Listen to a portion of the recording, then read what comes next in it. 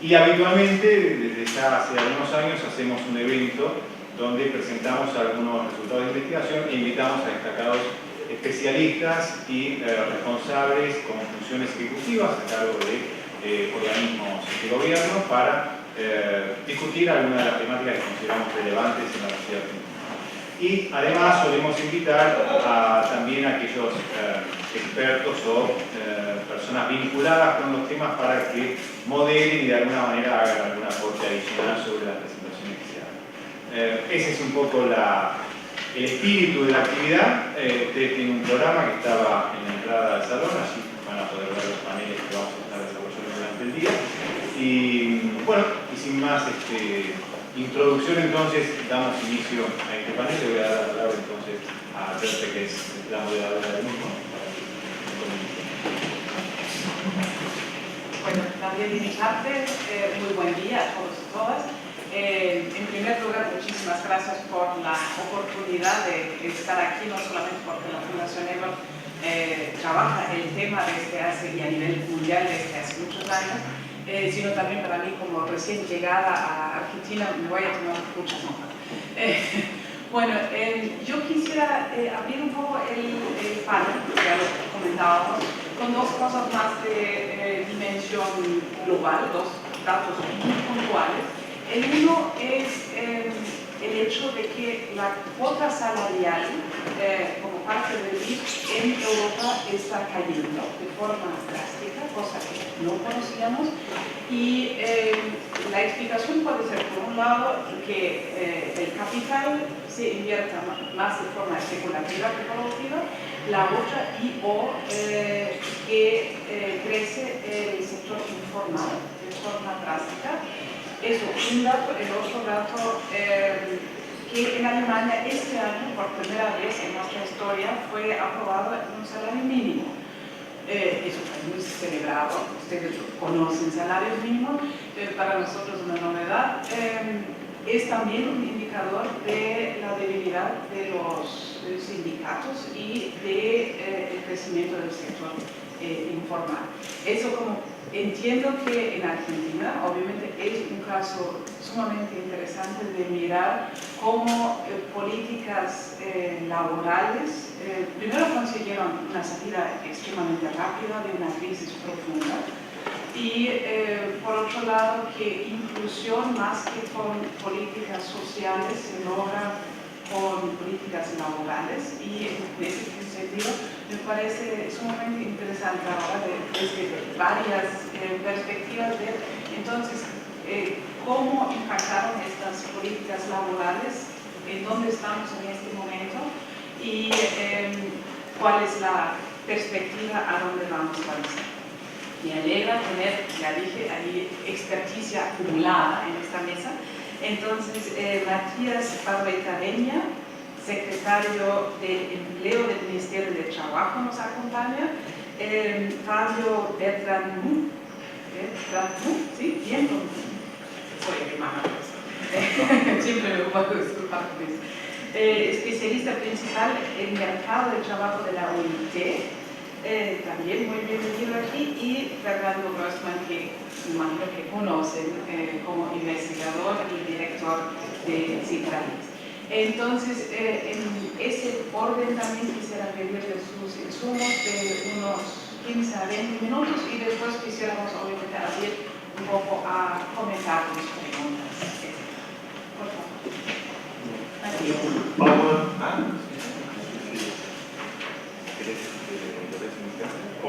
No, ya está cargado, pero ¿no?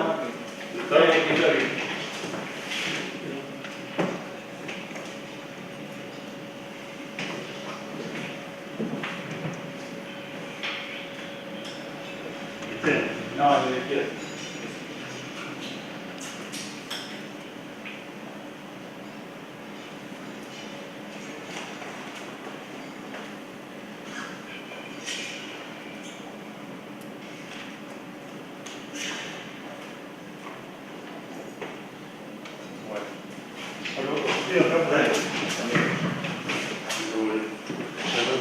así sin micrófono, sí.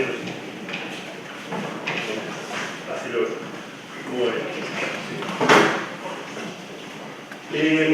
Bueno, primero agradecer la invitación a Citrades, a Fernando y la elección también de los temas. Si bien en el siguiente panel se va a hablar del tema de la protección social, el tema que me toca, que es el tema del mercado laboral, del mercado de trabajo y el papel de las políticas de empleo, sin lugar a dudas tiene una fuerte vinculación, porque está enmarcado en el conjunto de políticas públicas donde justamente la ampliación de la protección social ha sido una de las características del país. Es decir, hoy la Argentina cuenta con la asignación universal por hijo, después de varias moratorias, la segunda moratoria jubilatoria, con el aumento de las pensiones no contributivas, y además con una protección que cubre a millones de argentinos que antes no tenían esa protección y que alcanza niveles de cobertura en la población mayor de 60 años y en la unidad de 18, que son a tasas de las más importantes, seguro a nivel regional y también a nivel mundial. Además, con una institucionalidad, como es en el caso de las jubilaciones, la ley de movilidad jubilatoria, que también institucionaliza un mecanismo de aumento de esas remuneraciones, lo cual da un contexto de protección social y de garantía de derechos, pero además se une, y ahí voy al tema laboral, a lo que es, creo, la principal dimensión de lo que ha sido la política del gobierno nacional en estos años, que es incorporar junto con el cuidado de las variables monetarias, fiscales, la política de ingresos, es decir, el centro de la política de Estado en que exista dinero en los bolsillos de aquellos que tienen que movilizar el mercado interno, de aquellos que tienen que consumir, y justamente son los jubilados, fundamentalmente los de la mínima, son aquellos que reciben esas pensiones, son aquellos que reciben la asignación universal por hijo, los que en ese ingreso tienen justamente la mayor tasa de gasto, de consumo, justamente porque son aquellos que más necesitan. Primero dos que tienen que ver, porque se planteó el tema del mercado o de la realidad actual, ¿no? La perspectiva del mercado del trabajo argentino. Hoy tenemos una sucesión, una catarata de situaciones que también hay que entender, ¿no? Cuando estamos hablando, estamos acá en la Facultad de Económica, allá en el año 89 yo estudié Ciencia Política, y tratamos de dar una batalla importante para que Económica esté dentro de sociales, no logramos dar esa transformación, pero sí creemos que la economía y la discusión sobre cómo se plantean los economistas queda claro que se da en el marco de un conjunto de políticas y que cualquier decisión que uno toma, sea económica, política, de política pública, tiene que ver con una mirada ideológica. Es decir, siempre uno tiene una mirada sobre el rol del Estado, sobre el sistema político, sobre los objetivos, si le preocupa o no le preocupa, si tiene una mirada en términos de que la justicia social es una preocupación o no, o si el mercado tiene simplemente ganadores y perdedores. Y también sobre si el Estado debe intervenir o no, o si el mercado es el que debe asignar esos recursos y señalar ganadores y perdedores. Claramente, la política que el Estado Nacional ha impuesto tiene que ver con una mirada de un Estado que interviene en la economía y que lo hace a favor de la justicia social y que lo hace en el marco de la participación y el diálogo social.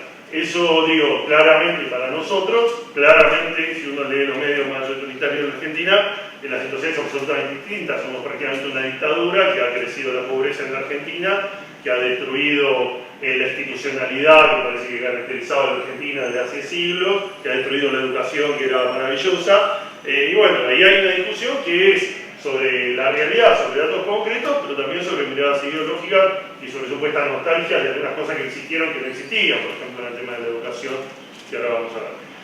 Pero bueno, en el tema del mercado de trabajo, una de las realidades que hoy uno encuentra, si llega de Alemania y lee el diario de la Nación, va a encontrar titulares que hablan de pérdidas terribles de puestos de trabajo, se cae el empleo en la construcción, crecen los despidos, y uno escucha por izquierda, por derecha, si podemos llamar izquierda algunos de los que hablan, que se han perdido millones o miles de puestos de trabajo.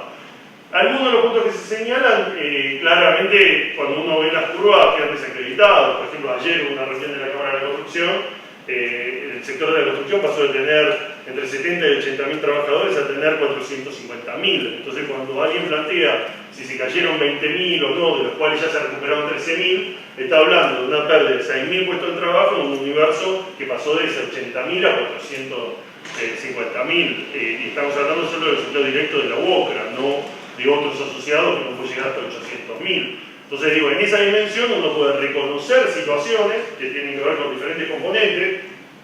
Sin lugar a duda, la restricción externa, que ha sido una de las características de la Argentina en términos de muchas de las crisis, la problemática del dólar y fundamentalmente la situación inédita de los fondos buitre, plantea una restricción en términos de la posibilidad de crecimiento, porque justamente el proceso de industrialización de la Argentina tiene que ver con muchos componentes importados.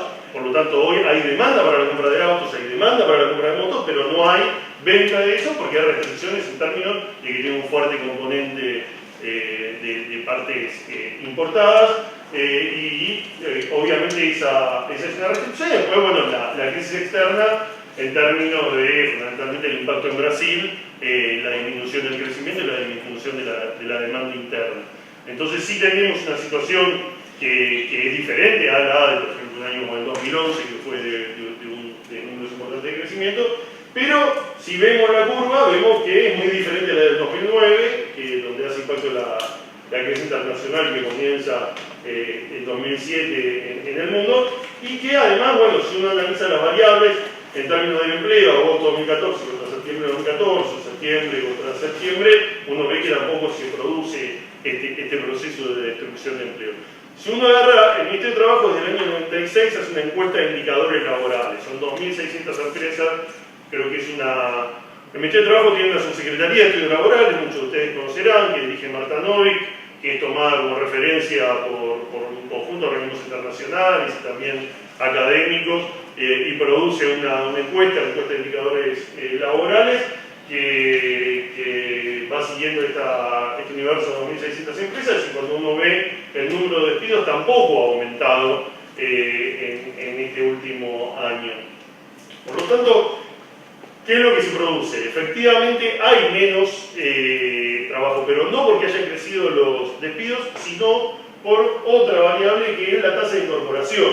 Es decir, cuando se desvincula a trabajadores, cuando se produce una ruptura de un vínculo laboral, hay reticencia a renovar ese vínculo laboral.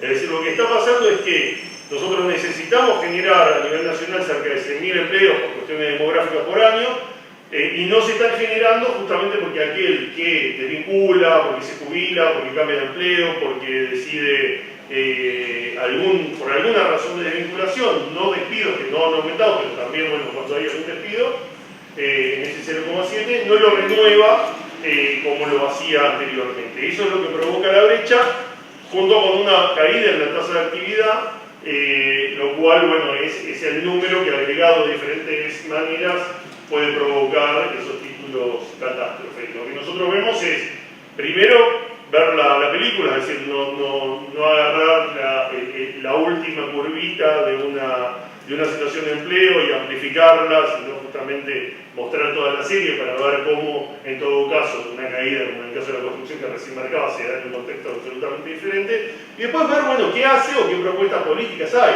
Y ahí es donde vamos al segundo tema, que es, bueno, el papel de las políticas laborales. Entonces ahí es donde uno dice, bueno, la primera cosa es, tiene que haber políticas laborales, no cuáles han sido, cuáles deberían ser en este momento, y ahí uno sale de la descripción o de la simple análisis a, bueno, ver cuáles son las mejores herramientas para sostener el empleo, para crear empleo, para consolidar empleo, para cuidar o para seguir avanzando en la registración del empleo.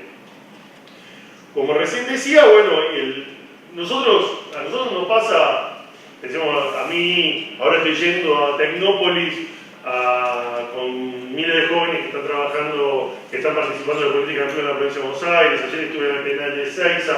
Todos los días estamos en contacto con desocupados en diferentes situaciones.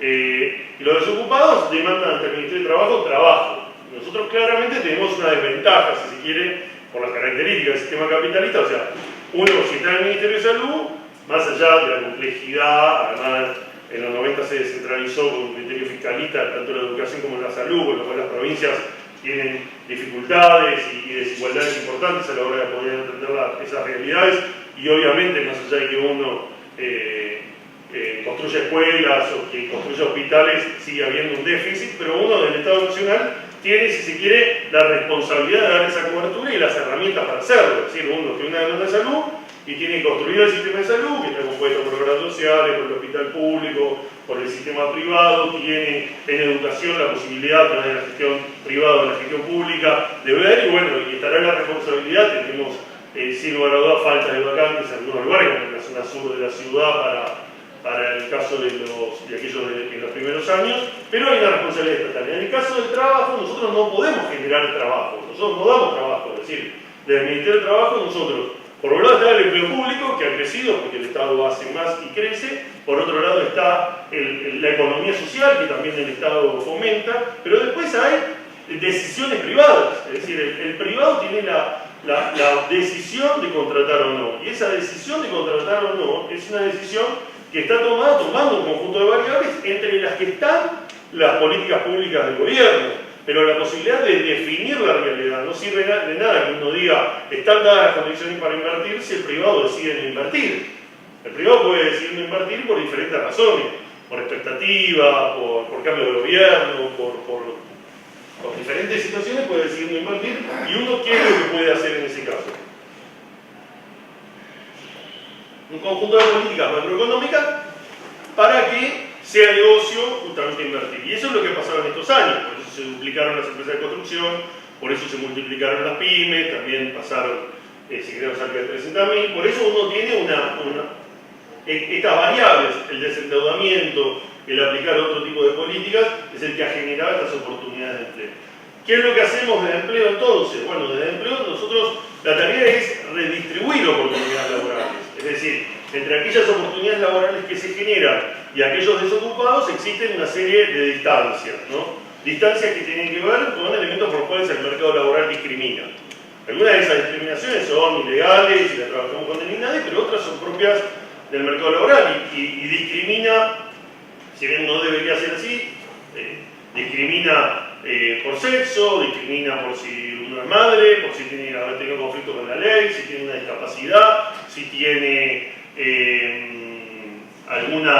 si es de un pueblo originario, si tiene un consumo problemático de sustancias. Es decir, hay una serie de variables, si vive en una villa, hay diferentes variables que hacen más difícil el acceso al empleo de cada una de esas personas. Eso, digo, muchas de ellas se trabajan de dignidad, otras se trabajan a partir de estrategias de los servicios públicos de empleo. Pero después hay otras que tienen que ver más con la dinámica del propio puesto de trabajo. Es decir, necesita determinada educación formal y no la tiene, necesita el conocimiento de un oficio y no lo tiene, o no existe un puesto en el sector privado y entonces hay que plantear una estrategia de empleo independiente, o no tiene experiencia y se le exige experiencia. Es decir, estas son cuestiones que se le solicita a un desocupado, el desocupado no está. Entonces, las políticas macroeconómicas generan la oportunidad de empleo, el privado quiere contratar, pero no encuentra en el mercado laboral la persona para ese puesto de trabajo que quiere ocupar. Entonces ahí es donde nosotros, a lo largo de estos años, hemos necesitado construir una institucionalidad. Porque al principio era bastante fácil, es decir, se planteó el jefe de hogar, una política de 2,5 millones de argentinos que cobraban un dinero a fin de mes. Eso no fue fácil su implementación, pero tuvo un impacto muy importante, no solo en que esas personas pudieran comer, sino además en la movilización del mercado interno y en el consumo en cada uno de los pueblitos donde el jefe de hogar estuvo presente. Después de la generación de los primeros millones de puestos de trabajo, había capacidad instalada, había muchísimas personas capacitadas que podían ocupar esos roles, y desde el Ministerio de Trabajo la capacitación también era como tirar con escopeta, es decir, construcción, este crecimiento para los 100.000 puestos de trabajo. Bueno, nosotros hemos capacitado más de 100.000 trabajadores en construcción, la mayoría de ellos consiguieron trabajo, era clara la demanda, lo mismo en el sector metalmecánico, en el metalúrgico, donde se triplicó la cantidad de trabajadores y donde el trabajo, en el marco del diálogo social con los actores sindicales y empresarios, hacía, si se quiere, más fácil, porque la demanda y el interés de los propios sindicatos, que además veían que la capacitación de nuevos trabajadores no ponía en juego sus trabajadores ocupados, sino que generaban nuevas oportunidades para sus hijos, para otros desocupados, para que el sector siga creciendo, era, si se quiere, bastante en grandes números esos avances. Hoy la situación es distinta, con el número de desempleo, la tasa de desempleo en alrededor de 7 puntos, con la realidad del mercado laboral en la Argentina y con las características de los desocupados. Hoy es necesario un trabajo cara a cara. Cuando digo hoy, digo desde el 2007 para acá. Por eso fue necesario construir una red de servicios de empleo. La Argentina no tenía, había tenido algunas experiencias de oficinas de empleo, pero hoy se construyó una red de oficinas de empleo y hay cerca de 600 oficinas de empleo que cubren prácticamente el 92% de la población, según como uno tome algunas de las oficinas que tenemos en algunos lugares, pero que son oficinas principalmente municipales, también hay algunas de gestión de organizaciones sociales, que son el lugar en el municipio donde se atiende la realidad del empleo. Son oficinas que tienen una misma identificación, mismos carteles financiados por nosotros, sobre recursos humanos, su cartelería, su plataforma, el acceso a las políticas nacionales, las computadoras, las impresoras, es decir, un fuerte financiamiento del Estado Nacional y que brindan la posibilidad de que haya un lugar donde cara a cara se pueda encontrar el funcionario público con los desocupados y con los empleadores para plantear la intermediación laboral. Estas oficinas entonces se han construido en una red que permite entonces un trabajo más fino sobre esa realidad del mercado laboral. Este es un cuadro que muestra un poco la evolución de este servicio de empleo contra la baja de la desocupación. Obviamente no son variables asociadas, sí tienen que ver con esta necesidad de trabajo fijo. ¿Qué se hace en esas oficinas de empleo? Bueno, esas oficinas de empleo permiten justamente que esos desocupados, muchos de ellos, pensemos desocupados, hoy el problema más grande que tenemos, después lo vamos a ver, es el de la desocupación juvenil. Son jóvenes que crecieron en familias donde el empleo se había destruido, donde no había un padre o una madre que se despertaba, iba, trabajaba y transmitía, si se quiere, esa forma, si se quiere, de subsistencia en la vida. Existían jóvenes, además, muchos de ellos que abandonaron la escuela, una escuela expulsiva, jóvenes, además, muchos de ellos que viven, si bien en las ciudades, en barrios que tienen poco acceso a relaciones, a vínculos sociales, que no tienen el padre de un amigo que les va a conseguir una oportunidad de un empleo, jóvenes que necesitaban, muchos de ellos, un trabajo cara a cara de reconstrucción hasta de sus propias posibilidades de pensarse en expectativas del mercado laboral. Por eso una de las dimensiones más importantes de la política que se universalizó es la de talleres de orientación laboral.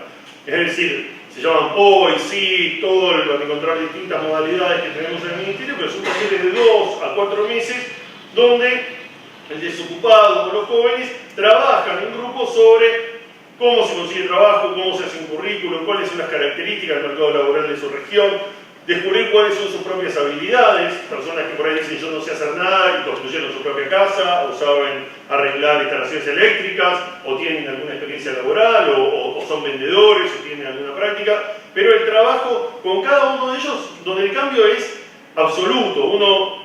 Más de 700.000 jóvenes pasados por estos talleres y uno va, sobre todo en el caso de los varones, uno ve al varón cuando empieza el curso, escondido atrás de una gorrita, prácticamente sin hablar, es muy difícil construir una relación de confianza, un joven que además ha recibido del Estado fundamentalmente represión y tiene mucha desconfianza, por eso ha sido importante acercarnos a organizaciones políticas, sociales, de iglesia, los curavilleros, distintas institucionalidades que tienen una legitimidad construida en el barrio para poder acercarnos a ellos, y uno cuando va 2 meses después ve que esos jóvenes tienen otra mirada, que han construido una posibilidad en términos de alternativas que obviamente no los insertan directamente en el mercado de trabajo, pero sí en muchos de ellos, de hecho los estudios que el propio Banco Mundial, que ha financiado muchas estas políticas, la CEPAL, la OIT, que hemos hecho distintos análisis, uno ve una generación directa en el primer año de puesto de trabajo que supera la media de la mayoría de los programas, cerca del 35%. También esa red de oficinas de empleo nos permite acercarnos a los empleadores, con los cuales también hay que hacer todo un trabajo por la estigmatización. Es decir, no me mandes eso de los planes, es la frase más escuchada. Obviamente, la generación, y esto lo veo uno en otros lugares del mundo, cuando hay mucha desocupación, cuando hay mucha oferta laboral, las exigencias de los empresarios son más. Quiero que sea universitario para manejar un taxi. Ahora, cuando hay más baja de desempleo, cuando hay menos posibilidades, cuando ya se hizo selecciones en toda la región, se intentó quitarle los trabajadores a la competencia y demás, bueno, llega un punto donde, bueno, ¿cómo hacemos para las personas que vos tenés, las capacitamos y que me puedan servir y ya no puedo discriminar tanto en la selección? En estos servicios de empleo, fundamentalmente, tenemos políticas. Esas políticas son poblacionales o prestacionales. Es decir, hay algunas que definen poblaciones que atendemos. Justamente como creemos que el rol del Estado es intervenir sobre aquellos que son los que pierden dentro del mercado laboral, aquellos que tienen más dificultades, el servicio es público y es gratuito para todos los argentinos, pero brinda incentivos económicos a aquellos que justamente necesitan. No son grandes incentivos económicos, pero sí permiten por lo menos la movilidad de las personas para que puedan ir a un curso, para que puedan acercarse a la oficina de empleo, para que puedan tener algún manejo mínimo de cara a esas políticas de empleo. Los poblacionales son el jóvenes con más y mejor trabajo, que es una política que cubre a los jóvenes de 18 a 24 años, después entro un poquito más en detalle, fundamentalmente los que no terminaron el secundario y que están desocupados. Es una política que se lanzó en el año 2008, pasaron cerca de 750.000 jóvenes. En enero o febrero de este año se lanzó el Progresar, que tiene algún nivel de superposición y que hemos tenido que coordinar. El Progresar involucra a varios ministerios, economía, ANSES, educación, y donde una de las prestaciones, si se quiere, o una de las contraprestaciones para poder cobrar Progresar es estar estudiando o estar participando de algún curso, alguno de los niveles educativos, o estar participando de algún curso dictado por el Ministerio de Trabajo.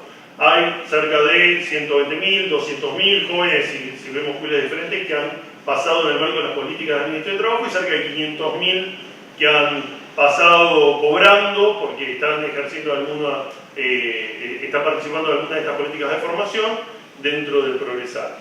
Después el seguro de capacitación. El seguro de capacitación y empleo es una política que está abierta a un conjunto de cerca de 20 colectivos vulnerables. Las personas que están en conflicto con la ley, las que tienen consumo problemático de sustancias, LGTB, diferentes orientaciones sexuales, trasplantados, HIV, pueblos originarios, refugiados, y así son más de 20 grupos que tienen políticas específicas, situaciones de trata laboral, trata sexual, coordinadas con las áreas específicas y firmados convenios con áreas provinciales y municipales y coordinadas con las áreas del gobierno nacional en cada uno de sus casos. Por ejemplo, Cedronar está montando sus centros de atención.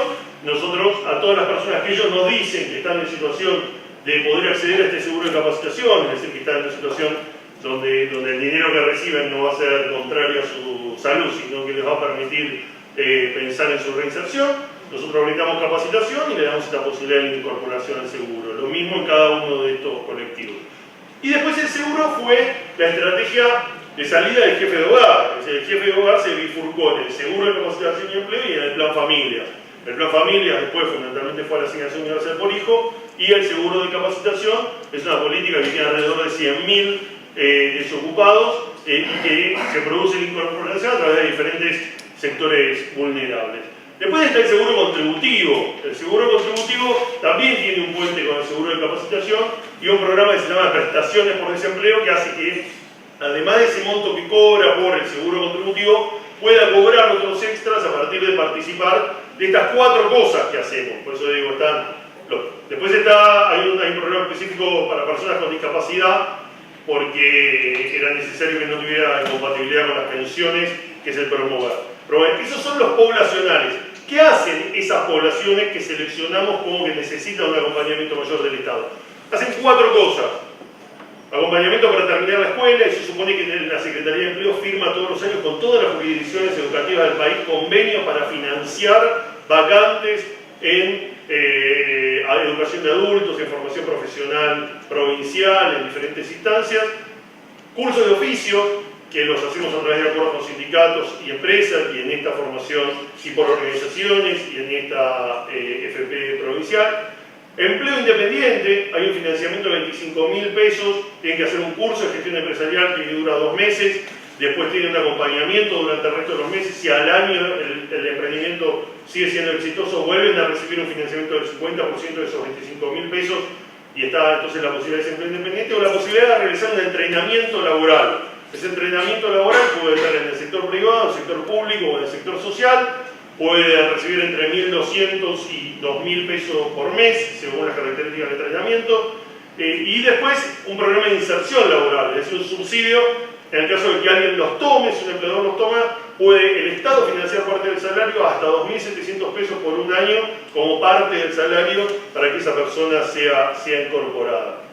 Después existen también políticas importantes con respecto al sector rural, que se ha recuperado Renateo, un nuevo marco normativo, y hay programas intercosecha, interzafra, buena cosecha, que atienden situaciones desde la generación de talleres de cosecha, como en el caso de Mendoza, donde los chicos que antes estaban, que sufrían diferentes tipos de abusos o que trabajaban trabajo infantil, hoy tienen lugares donde poder estudiar, donde poder estar acompañados por docentes, mientras que sus padres trabajan en la cosecha, y hacer un traslado también más seguro en ese caso desde Tucumán hasta Mendoza, o en los programas que financian cerca de 70.000 personas en lo que se llama intercosecha o interzafra, que es un subsidio por los meses en el trabajo temporario que no están teniendo ningún ingreso en la medida en que tengan 3 meses de registración, o la emergencia climática, que es un subsidio, por ejemplo, cayó piedra en el Arándano en Salta, 5.000 trabajadores se quedaron sin la posibilidad de ingreso durante 3 meses, el Estado acompaña con una suma de dinero a partir de que sean personas que hayan estado registradas el año anterior en esa posibilidad. Es decir, políticas activas acompañando a diversos sectores que por diversas razones están más perjudicados en el mercado laboral. Estas son las políticas, entonces, las herramientas de empleo. Los acuerdos sectoriales. Para nosotros la experiencia y lo que hemos visto en la OIT, en las reuniones con otros países, en el encuentro que estuve la semana pasada en la reunión de la Asociación Mundial de Servicios de Empleo, es que esta es una iniciativa que es muy innovadora, que tiene que ver con las características de los sindicatos de la Argentina. Claramente las organizaciones sindicales en la Argentina, por el sistema de obras sociales, por su tradición, por las características, por el peronismo, por la inmigración anarquista, socialista, montones de razones, pero el sistema sindical argentino tiene particularidades y una de ellas es la muy fuerte presencia en la formación profesional. Los sindicatos en la Argentina han tenido un rol importante en la formación profesional. Las gremiales empresarias son más débiles, pero en estos años han tenido políticas de acompañamiento del Ministerio también para que participen.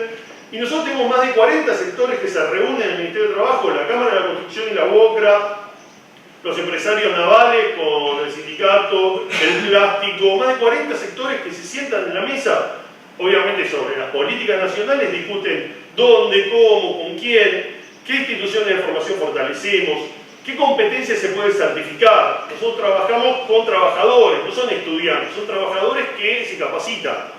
Muchos trabajadores han aprendido su oficio en el trabajo, y no son reflejados por los viejos currículums que son de características más de la educación formal. Por eso nosotros construimos una matriz de capacitaciones, describimos los puestos de trabajo en una norma de competencia, que es lo que efectivamente el trabajador hace su puesto de trabajo, sobre eso se construye una currícula, sobre eso se capacita y sobre eso se puede evaluar al trabajador, con lo cual el trabajador puede tener una credencial que dice cuál es el oficio que él sabe hacer, más allá de que no sea aprendido en la institución educativa, y el empresario puede tener una fotografía de cómo están capacitados sus trabajadores también a partir de esa certificación. Se fortalece la institución de formación, que también después certifica su calidad con normas ISO, y se diseña una estrategia de cursos que nos ha permitido formar a más de 2,5 millones de argentinos en estos años. Ahí está la distribución o las principales variables, como decía, construcción, metalúrgica, software, son las principales en términos numéricos por la fuerte demanda del mercado laboral, pero son muchísimos los sectores que han visto acompañados y hay actores importantes, empresarios y sindicales que han participado de esto y también instituciones públicas del FP provincial. Nosotros estamos ahora por proponer una ley que va a incorporar y formalizar los servicios públicos de empleo, que va también a generar una institucionalidad de este sistema de formación continua para poder fortalecerlo. Y además estamos ya en proceso de negociación, abierta la negociación, y en enero posiblemente ya aprobado definitivamente por el Banco Mundial, un nuevo crédito durante todos estos años, desde el Plan Trabajar para acá, el Banco Mundial ha acompañado políticas de empleo. El último fue un crédito de formación continua y ahora estamos planteando un crédito de 424 millones, que ya ha sido aprobado por la regional, que va a financiar la política de jóvenes, formación y la red de servicios de empleo para los próximos 3 años. Creemos que a partir de las leyes que institucionalicen estos mecanismos y el fuerte consenso que los actores territoriales y sectoriales han logrado en estos años, más generar el financiamiento, bueno, permite pensar en la posibilidad de continuidad de estas políticas en el mediano y largo plazo. El proemplear es una política, ya termino, que la presidenta puso en marcha hace pocos meses, que reúne un conjunto de políticas. ¿Qué hacer frente a la situación de crisis? Bueno, en el año 2009 se utilizó el REPRO. El REPRO es el Estado pagándole al trabajador parte del salario durante determinado tiempo para que no se lo despida. Es decir, una empresa recibe un impacto externo, la baja de la demanda externa de algún producto, alguna situación coyuntural y necesita despedir trabajadores. Bueno, el Estado le dice, no, yo pago 2.000 pesos de ese salario hasta un año para que no se pierda ese puesto de trabajo. En el 2009 cubrió 145.000 trabajadores que no se rompió el vínculo laboral y ahora estamos en cerca de 45.000. ¿Qué permite eso? Que cuando después se crece, como pasó después del 2009 fuertemente en el 2011, no tenga que salir de nuevo a buscar un trabajador y a capacitarlo, que rápidamente se pueda crecer y que no se pierda toda la inversión que se ha hecho en ese trabajador. Por otra parte, se generó una nueva ley que permite incorporar un nuevo régimen laboral para las empresas de hasta 5 trabajadores. El trabajo no registrado se encuentra si bien la PH no lo mide, en el sector rural, que se está avanzando muy fuerte en la realidad, en el sector doméstico, que hay una nueva ley con todos los derechos que las trabajadoras deben tener como trabajadoras, y un sector importante es, obviamente, los jóvenes en el sector de las pequeñas empresas de comercio, de gastronomía, de hotelería, diferentes sectores, fundamentalmente de trabajadores jóvenes. Nosotros escuchábamos, es verdad que nos resistimos bastante porque la estrategia de los 90 de bajar las cargas laborales desfinanció el sistema jubilatorio, después la privatización del sistema lo terminó de destruir, pero nos resistíamos a la rebaja de cargas patronales, pero entendíamos que para esos pequeños emprendimientos hasta 5 trabajadores sí había una ecuación económica que había que acompañar y hoy tienen un nuevo régimen laboral que ha bajado hasta el 50% el costo de ART de cargas laborales para esos empresarios de hasta 5 trabajadores. Y después se ha generado el REPSAL, que es un registro, que es una especie de mal titulado veraz laboral, que marca a aquellas empresas que no tienen los trabajadores registrados, impidiéndole el acceso a obra pública y créditos y un conjunto de decisiones que el Estado Nacional puede poner. Y después, la otra característica propiedad es este subsidio que tiene que ver con la posibilidad de entrenamiento laboral. Cerca de 25.000 trabajadores hoy están haciendo esta posibilidad de entrenamiento laboral, y el PIL, que es este incentivo a que sean contratados. Es decir, frente a la baja de la demanda del sector privado, poner mayores incentivos para que no se rompan vínculos laborales y para generar nuevos empleos. Cierro diciendo que el tema del desempleo juvenil, claramente en todo el mundo el desempleo juvenil duplica o triplica el desempleo de los otros sectores porque son los nuevos en el mercado laboral, porque necesariamente tienen mayores dificultades para incorporarse, pero de todas maneras, si uno ve las dimensiones, tienen mayor tasa de desocupación, tienen mayor tasa de subocupación y tienen mayor tasa de trabajo no registrado. De hecho, si uno mira los valores de 35 a 60 años, la tasa de trabajo no registrado se acerca a los valores casi mejores que la línea histórica de la Argentina ha tenido en los últimos 40 años, pero el promedio termina siendo más de 33 justamente porque los jóvenes tienen un promedio altísimo en la tasa de trabajo no registrado. De todas maneras, si vemos la evolución histórica, vemos que la línea del desempleo juvenil ha acompañado la línea del desempleo general, es decir, los jóvenes han conseguido empleo y muchos de los 6 millones de puestos de trabajo generados han sido de los jóvenes, y la baja del desempleo juvenil ha sido enorme, pero acompañando el desempleo general, pero manteniendo la distancia con respecto a la línea del desempleo general. Los jóvenes han crecido muchísimo en la participación en las políticas del Ministerio de Trabajo, en lo que hace a la capacitación y el direccionamiento de nuestras políticas, justamente por ser estos sectores más vulnerados, y justamente el progresar también los acompaña, sobre todo en la generación de las nuevas oportunidades que brindan las nuevas universidades, y donde este acompañamiento económico es importante para dar la continuidad en esos estudios. El progresar entonces es otra de las apuestas importantes para esa continuidad.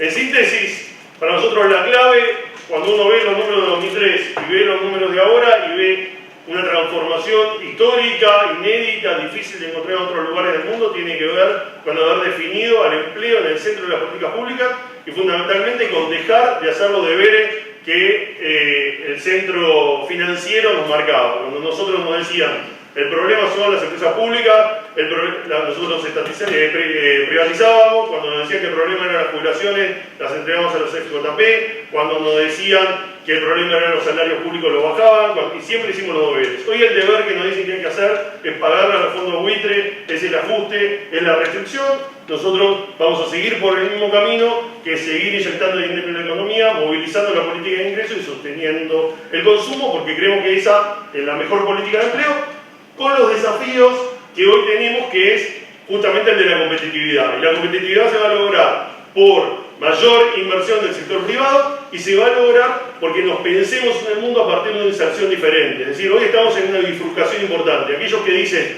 el problema es que hay salarios muy altos en dólares, tenemos que devaluar y tenemos que volver a los ciclos que se han estado hablando con el Rodrigazo, con la crisis con Alfonsín o en el 2001, o aquellos que decimos, no, la competitividad en la Argentina tiene que ser por la vía alta, tiene que ser por trabajadores altamente calificados, tiene que ser por poder sustituir importaciones, generar valor agregado, mejorar la calidad de nuestras exportaciones, invertir en ciencia y tecnología, innovar el conocimiento y tener la posibilidad de tener una competencia en el mundo a partir del valor agregado y poder tener buenos salarios. Sin embargo, obviamente hay retos con la inversión en la formación, en la competitividad y fue mencionado también la dependencia de la decisión privada, así qué hace la empresa privada y qué incentivos se puede plantear ahí. Bueno, Fabio, por favor. Muchas gracias. Muchas gracias también por la invitación a participar en este panel y felicitaciones por la organización de la jornada. Me parece que es importante tener estos foros para poder compartir y presentar los trabajos que hacen distintos investigadores. Y bueno, gracias por la invitación a este panel. Yo no traje un PowerPoint porque me anticipé que seguramente empezamos un poquito tarde. Matías, hemos compartido otros paneles y sabía que iba a ser una presentación integral de las políticas del Ministerio, entonces voy a hacer más que unos comentarios generales y probablemente unos comentarios más específicos a lo que presentó Matías. A ver, me parece que en términos generales tenemos que pensar en la situación, la coyuntura de corto plazo, cuál es el rol que tienen las políticas laborales en esta coyuntura. Me parece que Matías ha sintetizado bien las circunstancias en las cuales se está desempeñando la economía. La economía lógicamente no está generando, no tiene el dinamismo en la generación de empleos que tuvo unos años atrás. Esto obedece no solamente a las circunstancias particulares del país, sino que también hay que tener en cuenta que en general en la región hay una desaceleración importante y este debate sobre la falta de dinamismo en el mercado de trabajo a cualquier país de la región donde uno vaya tiene prácticamente la misma discusión de que hay menos generación de empleo asalariado, ha empezado a sustituirse la generación de empleo asalariado por empleo independiente y también una preocupación general por cómo va a evolucionar la calidad del empleo en esta nueva coyuntura que está enfrentando la región. Adicionalmente, Argentina tiene esta circunstancia especial de restricción externa, que lógicamente le está poniendo un desafío más importante. También viendo la perspectiva más de largo plazo, no es nuevo que la macroeconomía argentina sea mucho más vulnerable que la que tienen otros países de la región, lo que implica que haya también otros desafíos que van más allá de las políticas laborales. Entonces, en ese sentido, me parece que hay un tema, un requisito que tenemos para tener más dinamismo en el mercado de trabajo, que es el nivel de actividad económica, que no lo estamos teniendo. Entonces eso pone un doble desafío a las políticas laborales, especialmente de corto plazo, pero también poner un horizonte mucho más largo y pensar que hay que seguir desarrollando la institucionalidad laboral y las políticas laborales para no tomar decisiones o acortar caminos en el corto plazo para dar respuestas inmediatas. Entonces, me parece que en el corto plazo me parece que hay que recrear y repensar las políticas laborales que permitan lograr este objetivo de retener el empleo, de mantener la calidad del empleo, y especialmente hubo una experiencia interesante con la crisis del 2009. Desde la OIT también se hizo un relevamiento de las experiencias que hubo en otros países, especialmente en Europa, también para poder afrontar esta pérdida importante de empleo que produjo la crisis del 2009. Y lógicamente hay que pensar cómo la institucionalidad puede responder a través de nuevos mecanismos basados fundamentalmente en el diálogo social. Está toda esta experiencia que hubo en lo que tiene que ver con, que genéricamente se llama como la repartición del trabajo, que es lo que permite lograr el objetivo que mencionaba Matías, o sea, tratar de retener la mayor cantidad de trabajadores en los empleos, especialmente en lo que tiene que ver con los sectores más dinámicos, formales de la economía, para poder producir el menor costo social de largo plazo que produce el desempleo. El desempleo rápidamente produce un costo social de corto plazo en el bienestar del trabajador, pero tiene un costo más general, más social, en términos de lo que cuesta después recuperar ese trabajador y la pérdida de calificaciones que se produce muy rápidamente cuando el trabajador está un tiempo en el desempleo, adicional al riesgo de que este trabajador entre en un sendero de desempleo a largo plazo por un agravamiento de estas pérdidas de las calificaciones y las posibilidades de reingreso al empleo formal.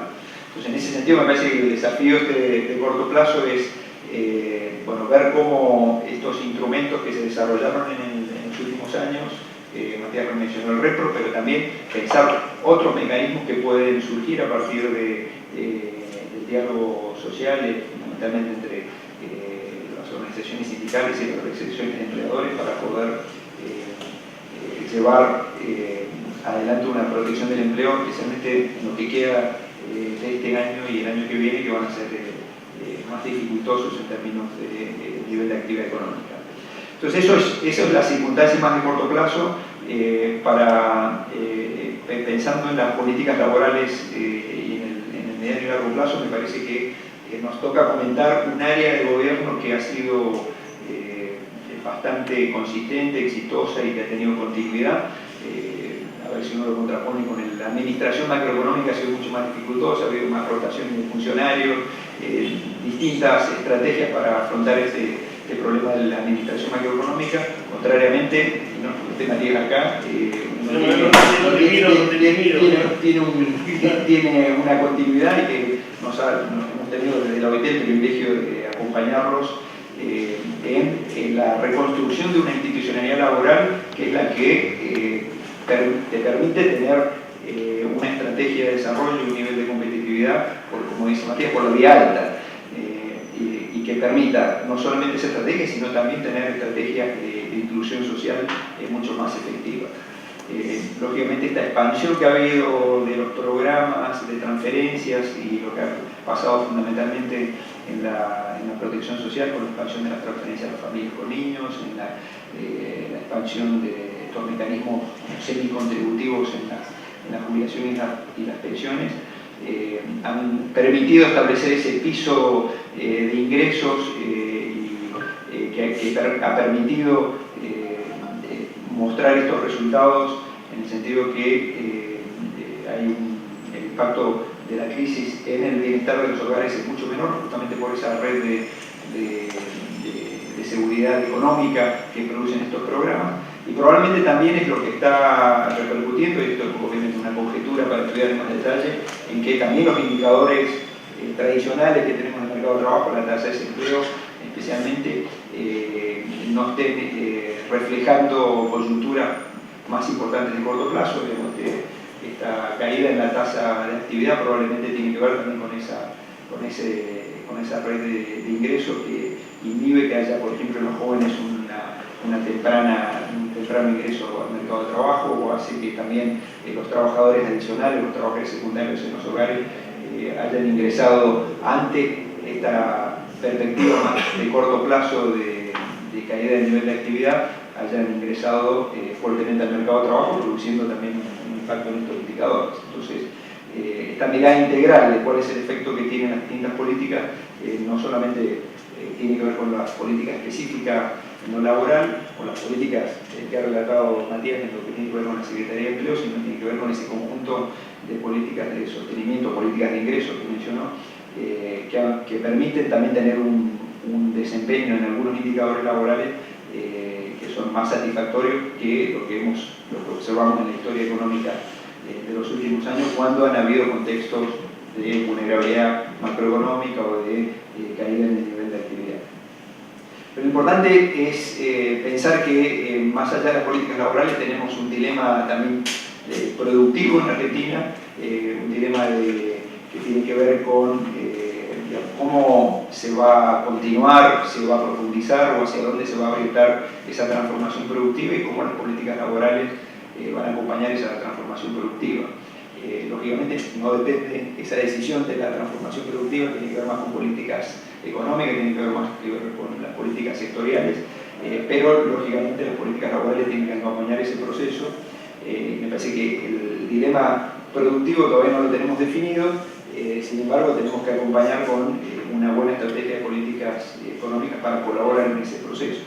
Entonces me parece que hay por lo menos por el lado de lo que es las calificaciones y la formación de recursos humanos, parece que hay todavía un largo camino por recorrer. Se ha avanzado mucho en establecer esta red de instituciones de formación profesional, en tener mejor vinculación con el sistema productivo a través de los mecanismos de diálogo. Me parece que esta experiencia de los consejos sectoriales ha sido muy positiva. Incluso nosotros desde en la OIT hemos tenido muchas consultas y demandas de otros países porque lo han visto como una experiencia muy procedente, válida, efectiva para poder avanzar en esas estrategias de anticipación de cuáles son las necesidades de calificación, que van más allá de tener un reglamento con una cámara o con un sindicato para ver cuáles son las demandas, y no hay un acuerdo prospectivo de cuáles son las demandas de calificaciones que van a tener o anticipar esas calificaciones que va a tener el sector. Entonces me parece que ahí hay un dilema importante, un desafío importante para profundizar, para consolidar esa como nueva institucionalidad laboral, y cuando hablo de institucionalidad laboral me refiero no solamente a un instituto de formación o a la burocracia tradicional pública que podemos ver en el ámbito del Ministerio de Trabajo, sino a estos espacios de diálogo, a las instituciones laborales en sentido amplio, en el sentido que participan los actores sociales y que no necesariamente tienen que ver con un lugar físico, una burocracia estatal, sino tienen que ver con espacios de articulación social que tienen los actores sociales. Entonces, desafío importante, la capacitación.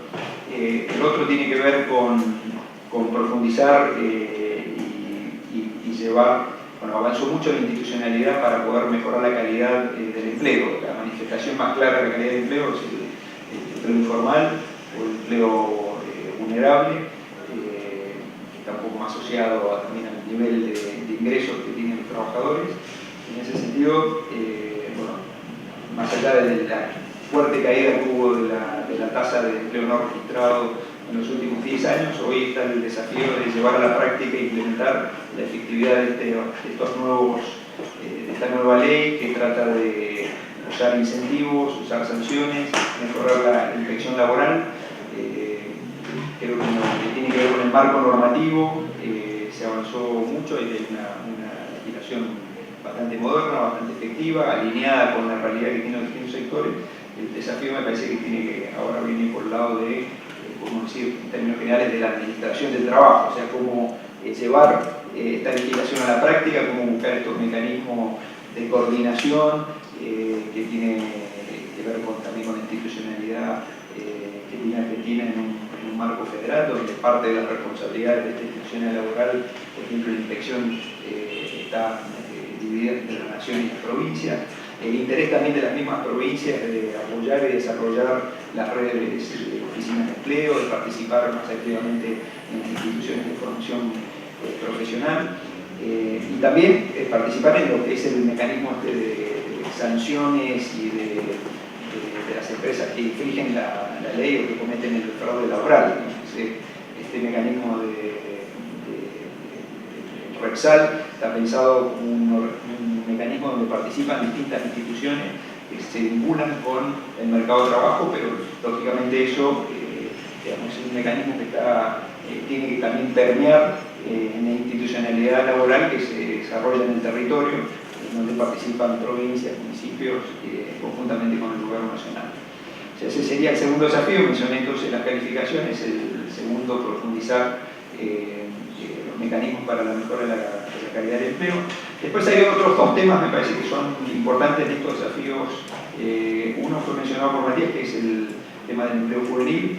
Desde el punto de vista social, probablemente es más importante ver la problemática que tiene el desempleo, las dificultades de inserción que tiene un jefe de familia entre los 30 y 40 años, pero desde el punto de vista político y desde el punto de vista de la legitimidad que tienen la institucionalidad laboral y las políticas laborales, muchas veces que evaluamos a las políticas laborales por el trabajo de efectividad que tienen para poner a los jóvenes en una trayectoria y en una expectativa de trayectoria virtuosa en el trabajo. Entonces, me parece que ahí hay una serie de dispositivos que también están puestos sobre la mesa y, de nuevo, el desafío no es una falta de recursos, sino que tiene que ver con esta real vinculación y efectiva implementación de los programas. Lógicamente ahí también hay un componente de diálogo social, hay que sensibilizar también a los actores sociales de la importancia que tiene la inserción de los jóvenes. Nosotros en la OIT también participamos junto con la UIA y con otras organizaciones de empleadores en las iniciativas que tienen para poner en relieve la problemática de los jóvenes. También están las organizaciones sindicales comprometidas con este tema. Me parece que es un tema donde hay una alta valoración de la importancia de solucionar también y dar respuestas a este segmento que tiene una visibilidad y una sensibilidad política importante. Y finalmente, creo un tema que tiene una escala global y hay una preocupación creciente de cómo dar respuestas al tema de la inserción laboral de los trabajadores migrantes y de las migraciones laborales. Obviamente en Argentina representan una porción muy pequeña de la fuerza de trabajo los trabajadores migrantes, pero en algunos sectores tienen una inserción mucho más importante y destacada, como por ejemplo en el trabajo doméstico, pero la perspectiva mundial es que haya mayor flujo y movilidad de trabajadores. Es una realidad donde también hay mayor presencia también de migraciones en el sur. O sea, crecientemente han ido incrementándose la migración en el hemisferio sur y no tanto las migraciones del hemisferio sur al hemisferio norte como ocurrió en décadas pasadas.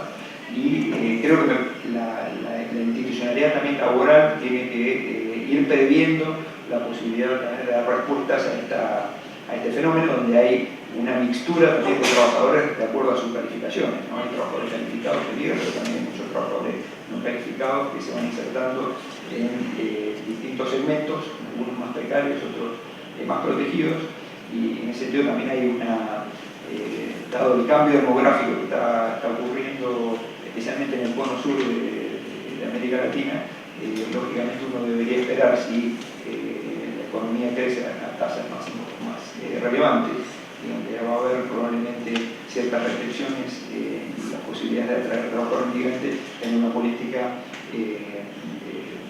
más moderna, digamos, con instituciones laborales preparadas para poder asumir ese flujo migratorio. Entonces yo quería rescatar esos cuatro desafíos que tenemos sobre la mesa y finalmente destacar algo que se puso de relieve también en el informe mundial del trabajo de este año, en donde se reafirma que la estrategia de crecimiento económico a nivel global que debemos promover, que creo que está también presente en las discusiones del G20, aunque no todos los países hayan incorporado efectivamente esa estrategia, que tiene que ver con la idea de hacer sostenible el crecimiento con empleos de calidad. Parte también del trabajo que van a tener los gobiernos en la definición de lo que van a ser las las metas del post-2015, de la estrategia de desarrollo, que no solamente la sostenibilidad tiene que ver con tener en cuenta los temas ambientales, sino que tiene que ver fundamentalmente también con la calidad del crecimiento en materia de empleos y la necesidad que hay para hacer sostenible el crecimiento de poner especial atención en la calidad de los empleos. Las conclusiones que tuvo la reunión del G20 hace unos pocos días menciona en 3 páginas 5 veces el tema de la calidad del empleo. Sin embargo, después cuando habla de las políticas es muy vaga la concreción de cómo llevar a la práctica esa mejora de la calidad del empleo. Ponen un poco de énfasis en el empleo juvenil, en el aumento de la tasa de participación femenina, pero hay poco de mención de cómo tiene que haber también un financiamiento de las instituciones laborales, porque en la medida que no haya mejor mecanismo de inspección, que haya mejores mecanismos de desarrollo de las instituciones para la definición de los ingresos, de los salarios, como puede ser el salario mínimo, la negociación colectiva, la calidad del empleo en esa dimensión no va a mejorar, solamente con la recuperación del crecimiento. Por el contrario, tú mencionaste al principio, me parece que se van a perpetuar esta situación de desigualdad y de desigual distribución primaria de los ingresos que han tenido los países en los últimos años. Entonces, para cerrar, de nuevo, me parece que la estrategia, más allá de las políticas activas, las políticas de empleo, reforzar lo que indirectamente ha mencionado Matías sobre la institucionalidad laboral y la necesidad de afianzar esas instituciones laborales para poder producir realmente un impacto en la calidad del empleo. Este no es un tema, una política que se desarrolla en una gestión de gobierno, requiere continuidad. Me parece que la continuidad que tuvo el Ministerio, el ministro Tomada y las instituciones que se desarrollaron han permitido dar este nuevo piso de desarrollo de las instituciones laborales.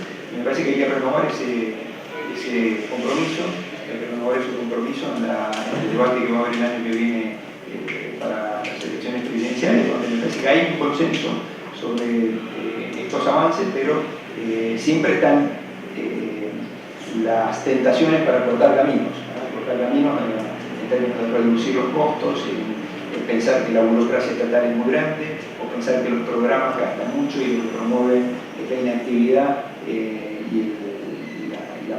el poco esfuerzo laboral. Me parece que esos son efectos que están presentes, pero que son absolutamente marginales.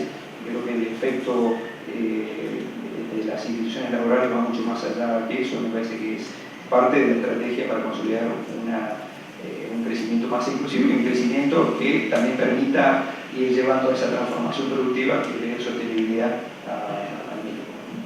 Entonces, bueno, esta es la...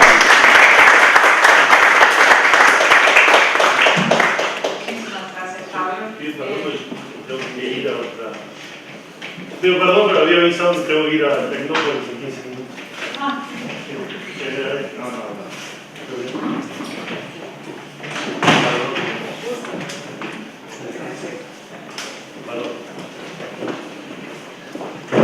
Hablando del empleo juvenil y la cuestión migratoria, otra vez un ejemplo de Europa, España tiene un tremendo problema con el empleo juvenil y ahí son justamente es la gente calificada, una tremenda inversión macroeconómica que se hizo en esa gente que ahora está migrando, brain drain, ¿no? Se va que su impacto para la economía no a corto plazo, a bastante largo plazo es terrible. Pero bueno, Fernando, a mí me llama la atención, qué pena que Matías se fue, ahora me llama la atención, si bien es cierto que lo uno son políticas laborales, lo otro son políticas económicas, no se ha mencionado el problema de la inflación, un poco cuestionando todo lo que se ha logrado, de hecho, en cuanto a inclusión en los últimos años y en los periódicos que Matías dice que son terribles, pero uno lee que eso va a ser el primer año, 2014, que hay una pérdida real de poder adquisitivo. Entonces, un poco para dejarlo, estaban dando vueltas, pero bueno, es tu turno. Bueno. Sí, era 5 minutos antes esa inquietud porque alguien del gobierno podía dar alguna respuesta más específica sobre el punto, pero efectivamente la inflación es un aspecto central. Alguna referencia eventualmente yo voy a hacer una pequeña presentación sobre digamos, algunas de las políticas laborales y algunos impactos que me parecen importantes destacar de estas políticas laborales. Algunos fueron mencionados con relación a las políticas de transferencia de ingresos, pero también voy a enfatizar un poquito más detalladamente los impactos positivos a nuestro juicio del salario mínimo. Pero a ver, para comenzar la presentación, yo tengo una presentación, pero eventualmente, si hace falta, recurrimos a ella. Yo lo primero que quisiera decir es, efectivamente, como decía Matías en su presentación, este es un nuevo, si se quiere, una nueva etapa. Del 2003 esta parte, bueno, lo que va del siglo XXI nos puede decir el comportamiento del mercado de trabajo ha sido notoriamente diferente a lo que ha acontecido, por lo menos durante la década del 90. En los años 90 la economía crecía, cuando crecía se creaban empleos, pero estos empleos que se creaban eran empleos precarios, empleos no registrados, es decir, no había un impacto positivo sobre la creación de empleo de calidad. Y esto ha cambiado en lo que va del siglo XXI. La economía creció, el empleo creció y creció sobre todo el empleo de calidad, el empleo registrado. Esto es un cambio, me parece, muy importante porque marca un cambio de tendencia precisamente. Este es como el panorama general, pero en este panorama general uno también puede identificar algunas subetapas o subperiodos que me parece importante señalar, sobre todo en la actual coyuntura. Claramente, del 2003 al 2007, los indicadores del mercado de trabajo anduvieron todos muy bien y muy fuertemente bien. La tasa de empleo creció muy fuerte, la tasa de desocupación bajó muy fuerte, la informalidad se redujo fuertemente y la desigualdad se redujo también muy fuerte. Uno puede agregar también en relación al comentario del presidente Elizabeth. La inflación también se mantuvo muy por debajo de los 2 dígitos. Esa es una primera etapa. Hay una segunda etapa que va del 2007 al 2011, uno puede decir, donde los indicadores siguen siendo positivos, pero esta intensidad de crecimiento, de creación de empleo, de reducción de la desigualdad, de reducción de la informalidad y de reducción de la desigualdad, se modera. Es decir, sigue siendo una etapa favorable y también muy distintiva respecto de lo acontecido durante fines del siglo XX, durante la década del 90, pero claramente hay un cambio en la dinámica. Indudablemente esto es razonable, luego de una profunda crisis como la que exhibió Argentina a comienzos del siglo XXI, es razonable que haya un fuerte rebote y una fuerte mejora en todos los indicadores y luego que esta intensidad se modele un poquito. Pero a partir del 2011-2012 hay como algunos signos que me parece importante señalar. De hecho, en algunas de las cifras que mostraba Matías se nota, la creación de empleo registrado no se reduce, pero claramente hay como algún indicio de que puede haber algún impacto negativo sobre la tasa de empleo registrado. Si bien todavía esto no se observa, podría haber algún indicio sobre la tasa de empleo registrado, es decir, podría haber una caída del empleo registrado. Hay una caída en la tasa de empleo en el tercer trimestre del 2014 respecto del igual trimestre del año anterior. Hay una caída en la tasa de empleo, hay un aumento de la desocupación marginal, la desocupación está por debajo del 10% y este es un indicador muy favorable. No obstante, este aumento en la tasa de desocupación en un contexto, y ahora me voy a detener un poquito sobre este punto, donde hay una reducción de la tasa de actividad, puede ser un signo alarmante o preocupante. Al menos Fabio también hizo alguna referencia sobre el comportamiento de la tasa de actividad y me parece que este es un aspecto importante para detenernos a considerar qué es lo que está pasando en el mercado de trabajo. Por lo tanto, hay como uno puede decir, un cambio de signo en algunos indicadores que pueden no necesariamente perpetuarse, pero que por lo menos nos alertan a ver qué es lo que está pasando y en ese contexto ver cuál es el rol de las políticas laborales. Y yo anticipo mi posición. Yo creo que las políticas laborales tienen un efecto muy positivo para revertir estos indicadores, si bien la creación de empleo corresponde a las políticas económicas, y esto es cierto. Las políticas laborales pueden tener un impacto muy favorable en la creación de empleo y de hecho la experiencia argentina con estas dos iniciativas que yo me refería al principio, la transferencia de ingresos y el salario mínimo, parecen justamente justificar esto. ¿Qué es lo que ha pasado con la tasa de actividad y por qué es importante ver qué ha ocurrido con la tasa de actividad? La tasa de actividad mide la participación de las personas en el mercado de trabajo. Y es esperable, en países como el nuestro, que este indicador crezca en el tiempo producto de una mayor participación de las mujeres en el mundo laboral.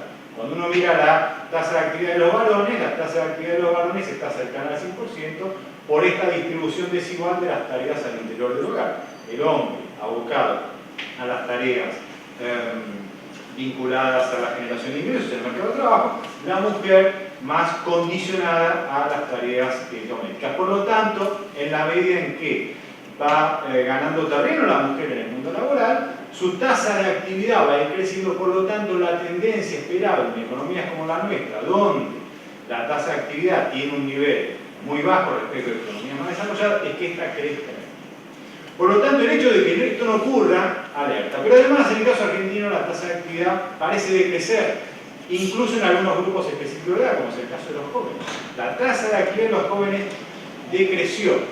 Y entonces la pregunta es, ¿por qué decreció? Uno siempre tiene dos interpretaciones, mitad de biblioteca para cada lado. Es un aspecto positivo, un poco lo señalaba Fabio. ¿Cuál sería este aspecto positivo? Las políticas de protección social, de transferencia de ingresos, retardan el ingreso de los jóvenes al mercado de trabajo, y esto es saludable, esto es bueno.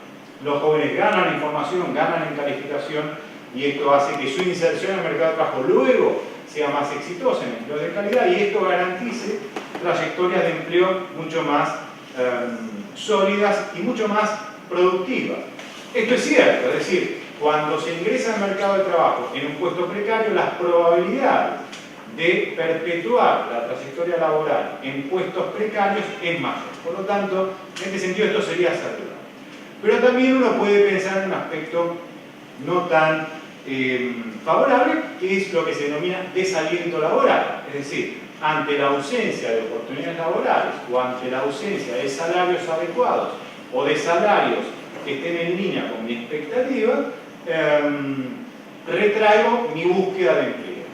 No salgo al mercado de trabajo porque las oportunidades laborales disponibles no alcanzan a, digamos, mejorar mi situación de vida. Por lo tanto, se produce desaliento laboral. Es decir, no salgo a buscar empleo porque o bien no lo voy a conseguir, o bien el costo de conseguir un empleo supera el beneficio de tenerlo.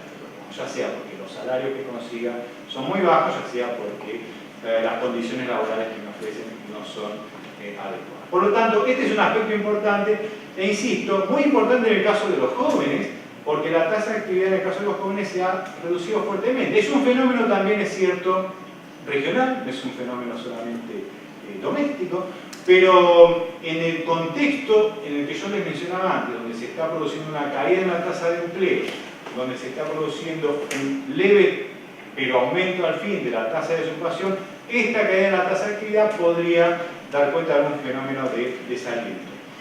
Cuando uno analiza, uno puede hacer algún ejercicio. Nosotros hemos hecho algún ejercicio sobre qué es lo que explica el comportamiento de la tasa de actividad, el cambio en la tasa de actividad.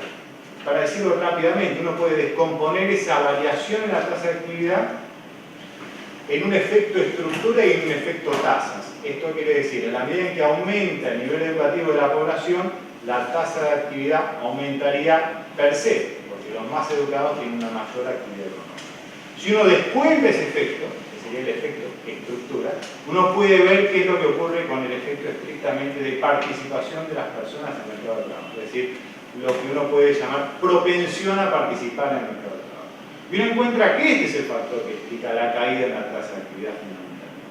Y esta propensión se ha reducido sobre todo en los jóvenes, tanto con alto y bajo nivel educativo, y este es un fenómeno interesante porque es también en los jóvenes con alto nivel educativo, es decir, no son jóvenes que requieren de una mayor formación, sino que son jóvenes que ya tienen un alto nivel educativo, por lo menos secundario completo y algún nivel terciario inicial.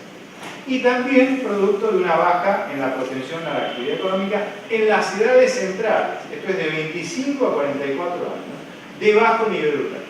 Es decir, este es un grupo en el que claramente, difícilmente uno puede encontrar un aspecto, digamos, muy favorable. Indudablemente aquí hay algún fenómeno de desaliento que estaría incidiendo en este resultado, justamente en el marco, insisto, que yo les mencionaba antes, donde aumento de la desocupación, caída en la tasa de empleo, inflación mediante.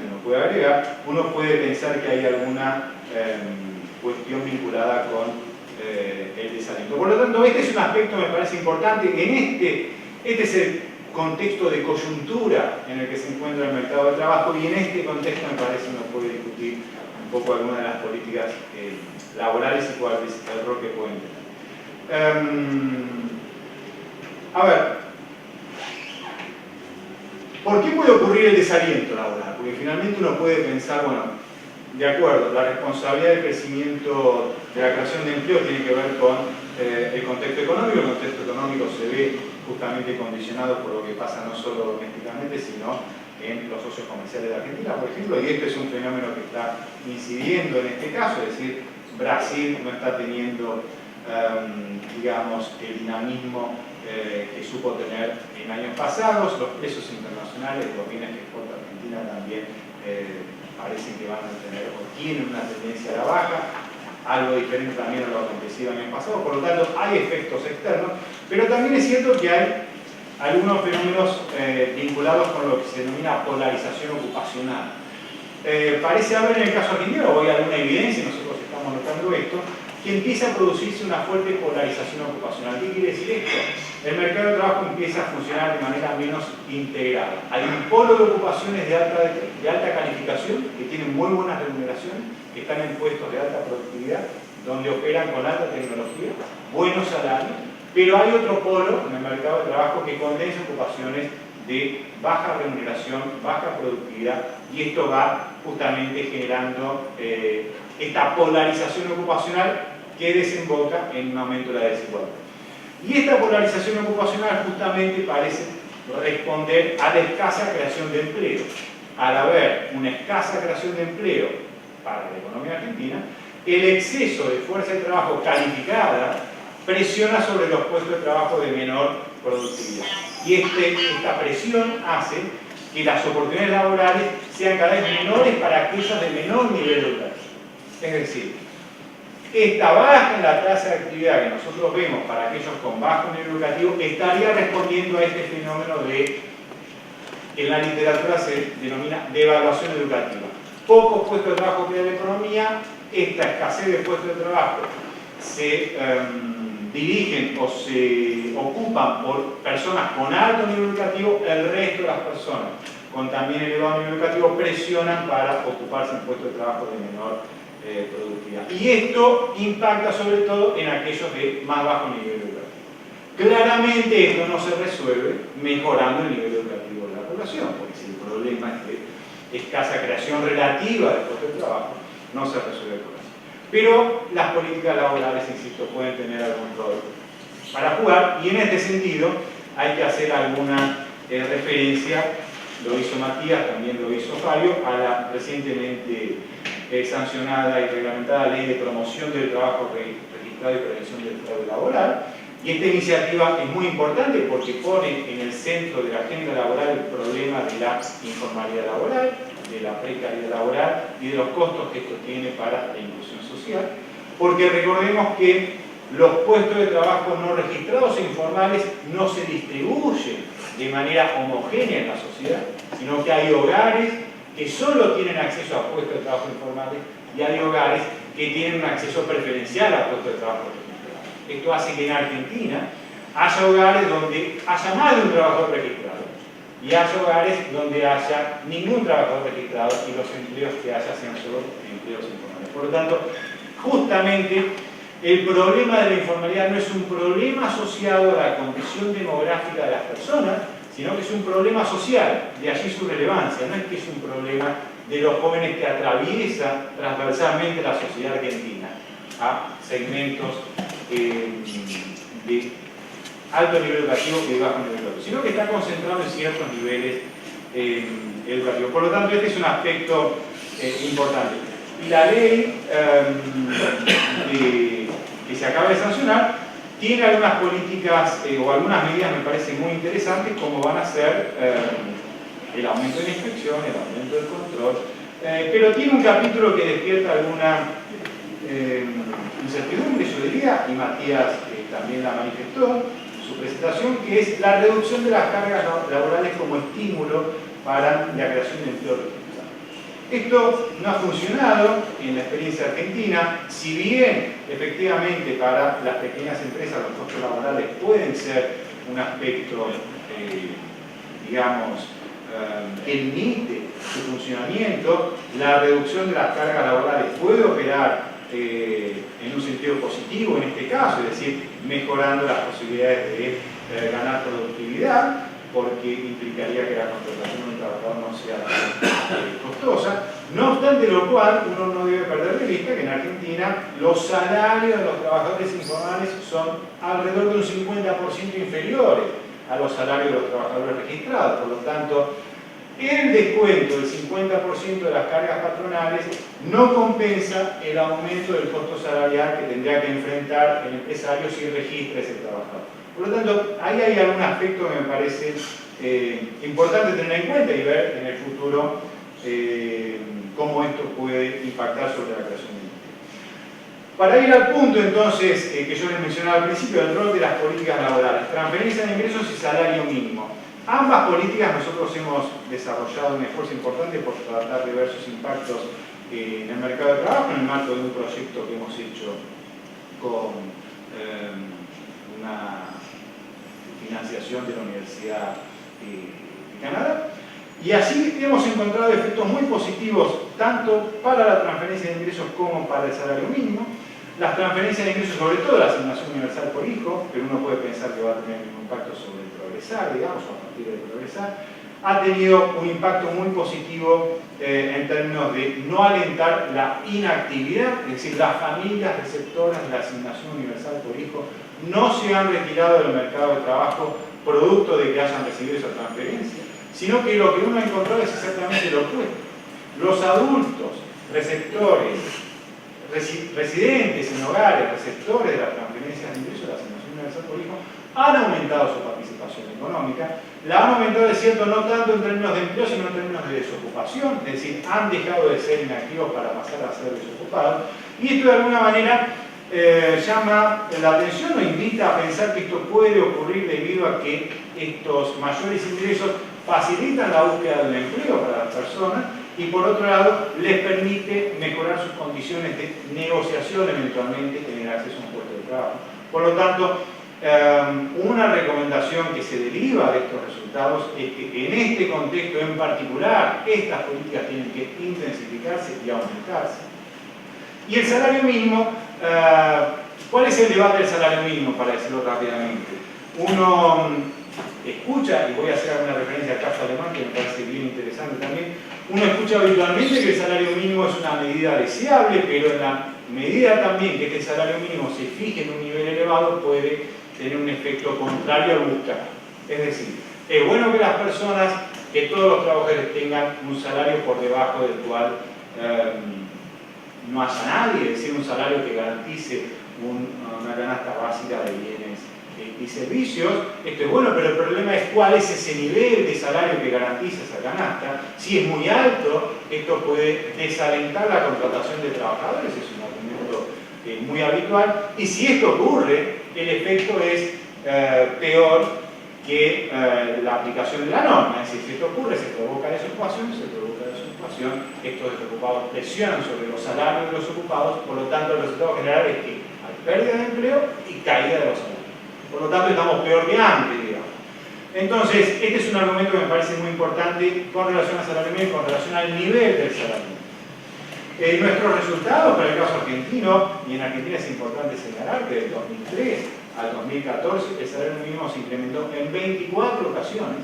Esto es un récord. El salario mínimo en Argentina hoy es el más alto de la región sudamericana en términos de dólares, solo superado en el caso de América Central por Costa Rica y Panamá, pero es un salario mínimo muy elevado. Y este salario mínimo no parece justamente haber provocado desocupación, ni caída de los salarios, ni informalidad. Por lo tanto, parece ser una buena medida, pero no solo porque no haya tenido efectos negativos, sino porque parece tener efectos positivos sobre la creación de empleo.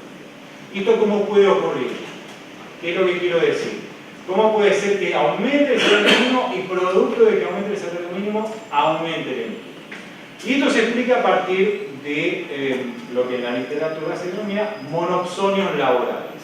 Es una palabra un poco extraña, pero la idea ¿cuál es? La idea es que algunas empresas tienen un poder de contratación prácticamente monopólico, de decir la idea de monopsonio, es decir, el poder de contratación que tienen es muy elevado, por lo tanto este poder de ser prácticamente únicos empleadores en su rama de actividad o en su región geográfica, les permite o las habilita a fijar un salario por debajo del salario que fijarían en condiciones de competencia, es decir, un salario por debajo de lo que en economía se denomina salario de equilibrio. Si esto es así, si esto ocurre, si hay monopsonio, entonces las empresas no tienen un estímulo a incorporar mayor cantidad de trabajadores, porque justamente operan con una ganancia extraordinaria producto de fijar un salario por debajo del equilibrio. El aumento del mínimo salarial haría que estas empresas tengan que adecuarse a ese salario de equilibrio, por lo menos aproximarse a ese salario de equilibrio. Y por lo tanto, esto implicaría que tengan que readecuar su proceso productivo y por lo tanto mejorar la eficiencia, y para eso se ven de alguna manera inducidas a incorporar trabajadores. De allí que el salario mínimo puede ser un poderoso instrumento para la creación de empleo. Y este es un caso, me parece interesante, y en Argentina parece haber alguna evidencia en este sentido, y no solo en Argentina, en algunos países europeos también. Y otro aspecto importante del salario mínimo es que no solo beneficia a aquellos trabajadores que tienen menores remuneraciones, sino que tiene efectos positivos sobre la estructura salarial de aquellos que tienen remuneraciones por encima del mínimo. Es decir, el aumento del mínimo no solo implica un aumento del salario para aquellos trabajadores que ganan el mínimo, sino que implica un aumento multiplicativo sobre los trabajadores que tienen salarios por encima del mínimo. Es decir, tiene efectos de derrame el salario mínimo sobre la estructura salarial. Y esto lo hace entonces un poderoso también instrumento para la mejora distributiva. La estructura salarial se comprime producto de los aumentos del salario mínimo, y esto es muy favorable. Y finalmente, con relación al salario mínimo, uno debe decir que si bien el salario mínimo solo beneficia a los trabajadores registrados, uno esperaría entonces que los trabajadores no registrados no se vean beneficiados en su salario por el aumento del mínimo, y por lo tanto que la diferencia salarial entre registrados y no registrados se haya ampliado. Bueno, esto no ha ocurrido en Argentina. Hay una brecha importante, como yo les mencionaba, en los salarios de los no registrados respecto a los registrados del 50%. Pero esta brecha no ha aumentado. El hecho de que la brecha no haya aumentado y se haya mantenido en torno al 50% durante todos estos años, induce a pensar que el salario mínimo tiene un efecto también, digamos, traccionador sobre las remuneraciones de los trabajadores informales, aun cuando no estén comprendidos dentro de la normativa de salario mínimo. Y esto es nuevamente otro aspecto positivo a señalar con relación al salario mínimo. Caso de Alemania, y con esto quisiera terminar, porque nosotros tenemos varias actividades de cooperación con un equipo de investigación en Alemania, en la Universidad de Kassel, y en Alemania, como bien señalaba Dorte al principio, se acaba de aprobar un salario mínimo que va a estar vigente a partir del 1 de enero del 2015, un salario mínimo federal, nacional, y Alemania no tenía salario mínimo. Y esto es, digamos, muy llamativo, porque Alemania ha sido, digamos,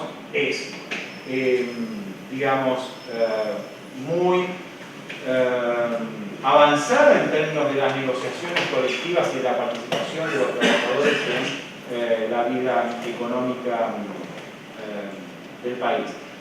justamente el salario mínimo de alguna manera ha tenido mayor relevancia en aquellas sociedades donde la negociación colectiva no ha tenido tanta presencia como ha sido digamos, en otros países, ¿verdad? Pero en el caso alemán justamente es interesante señalar que no había un salario mínimo, se ha decidido ahora instrumentar un salario mínimo y esto ha despertado una serie de debates fenomenales de parte de los sindicatos y de parte de las cámaras empresarias. Las cámaras empresarias porque piensan entonces que esto les va a provocar una pérdida de productividad y los sindicatos también porque piensan que esto le va de alguna manera digamos, disminuir su poder de negociación con los empresarios, si es el Estado el que va a fijar entonces el nivel de salario. Y además el salario mínimo que se va a instrumentar en Alemania tiene algunas excepciones notables. Va a haber un periodo de transición de 2 años hasta que se instale el salario mínimo y va a haber excepciones, es decir, no todos los trabajadores van a gozar del salario mínimo, los jóvenes no van a gozar del salario mínimo.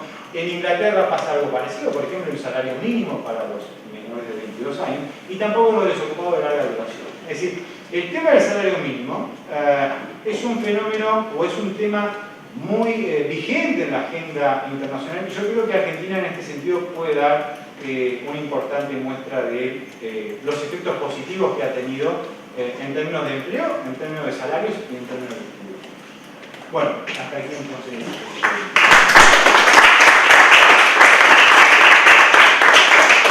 Muchísimas gracias, Fernando. Te vamos a invitar ya al instante a Alemania para asesorar un poco, porque me parecen muy excelentes argumentos que necesitamos allá. Bueno, esta mañana señalando, yo tenía el papelito de los 5 minutos, pero alguien más estaba mirando el reloj.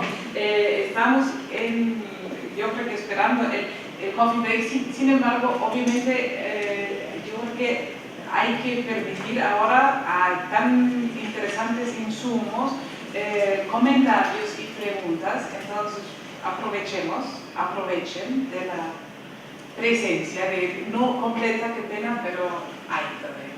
Hay comentarios, por favor. A ver, no está Matías, es interesante también poder comentárselo. Yo en parte coincido completamente con el diagnóstico inicial que nos hiciste, Fernando, con el cambio que ha habido a partir del siglo XXI de las políticas económicas y sociales, laborales y sociales, y ambos, los tres han coincidido en cuanto a un cambio de institucionalidad en las políticas laborales durante la última año. Y se han destacado los aspectos positivos de esa política. Yo, en cambio, vos introduciste, Fernando, unas sospechas en cuanto a algunas de las explicaciones que dan cuenta de algunos mecanismos o procesos que también tienen que ver en la última coyuntura. E introdujiste algunas ideas acerca de algunos problemas más estructurales. Yo creo que la mesa ha puesto un importante hincapié en cómo las políticas laborales han producido efectos progresistas en términos de inclusión social a través del trabajo. Sin embargo, es claro que el desarrollo económico y la inclusión más estructural y sustentable del país no se basa en las políticas laborales ni en las políticas sociales, sino en cómo se conjugan las políticas económicas y cómo éstas producen efectos importantes sobre la inclusión social sustentable. No porque las políticas laborales no cumplan un papel, ya lo quiero destacar. Pero es posible que tal vez esa mirada acotada sobre las políticas laborales y una mirada no crítica sobre el conjunto del proceso económico nos impidan ver procesos que no se han modificado a pesar de las mejoras que han ocurrido. De ahí entonces mi pregunta, si no estamos invisibilizando, por ejemplo, los problemas de heterogeneidad productiva que tiene el aparato económico nacional en Argentina, y por lo tanto los límites estructurales a los cuales las políticas laborales no van a llegar, ni siquiera las políticas sociales, para producir efectivamente un proceso de convergencia en términos de esas brechas que vos señalabas que se han mantenido constantes alrededor del salario del trabajador formal e informal, ¿no? O para entender, por ejemplo, cómo el 50 o tal vez 40% de los trabajadores no llegan al salario mínimo, a pesar de que el salario mínimo efectivamente ha sido una institución importante. O, por ejemplo, cómo a través de políticas como las que se mencionaron, de reducción del fraude, de aumento de la reducción de las cargas contributivas, efectivamente no parece que lleguemos efectivamente a resolver estas desigualdades en términos de productividad y de mercados segmentados tanto a nivel económico, comercial como laboral. Entonces, a mí me interesa escuchar alguna reflexión crítica o no crítica frente a este posible escenario. Muchísimas gracias. Quisiera preguntar si hay más preguntas para aprovechar el tiempo. ¿Alguien más? ¿Sí? ¿Quisiera? Yo quisiera agregar un comentario en realidad, también destacando lo que mencionamos recién y un poco la idea que mencionaba Fernando de polarización ocupacional. En relación a esta idea que mencionaba Fernando de Bonabsonio, ¿no? Como determinados grupos de empresarios que tienen la capacidad de fijar salario en un planteo hipotético. Pensando en la coyuntura, este proceso de polarización ocupacional, ¿de qué modo lo verían los expositores? ¿No? Como esa sería un poco la pregunta y comentario. Gracias. Cierro aquí, última. No. Bueno, entonces, por favor, dos preguntas.